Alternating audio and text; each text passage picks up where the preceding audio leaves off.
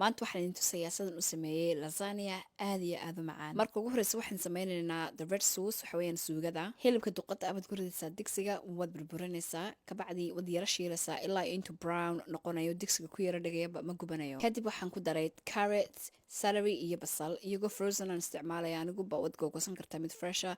and then waxaan ku daray toon, waan isku yara shiilay. and then waxaan ku daray my favorite sauce, pasta sauce, adigu kaas jeceshahay ku darso. markaas ku walaaqay waxaan ku daray barbarooniga budada ah iyo Italian seasoning iyo basbaas. then waxaan ku daray in yaro sonkora si ay wax kasta u balance garoobaan, iyo waxaan ku daray stock waxaan ka sameeyey stock pot iyo biyo kulul. and then waxaan ku daray suugada, si fiican iskugu walaaq, u dhadhami. hadday milix u baahan tahay in yaro milixa ku dar, daboolka saar, and then kari ilaa 10 minutes on a low to medium heat. markay bislaato in yaro kamsara caleena ku dar, and that's it. hadda waxaan sameynaynaa white sauce-kii. butter baan ku dhalaaliyay maqlaha, in yaro daqiiqa baan ku shubay, daqiiqada baan kariyey. and then waxaad ku shubaysaa caano yaro diiran, kolba in yar ha ku shubin wax badan, kolba in yar ku shub, kolba in yar ku shub, and then isku dhex walaaq.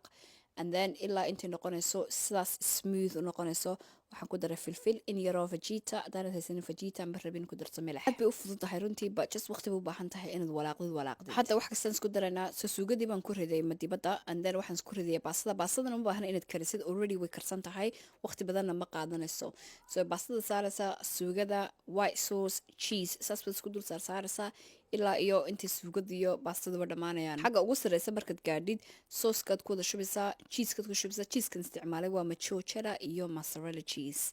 and then waxaan ku xidhaynaa foil, ovenkan gelinaynaa ilaa 30 minutes at 200 degrees Celsius. baastadan way jilicsan tahay, so waqti badan ma qaadanayso.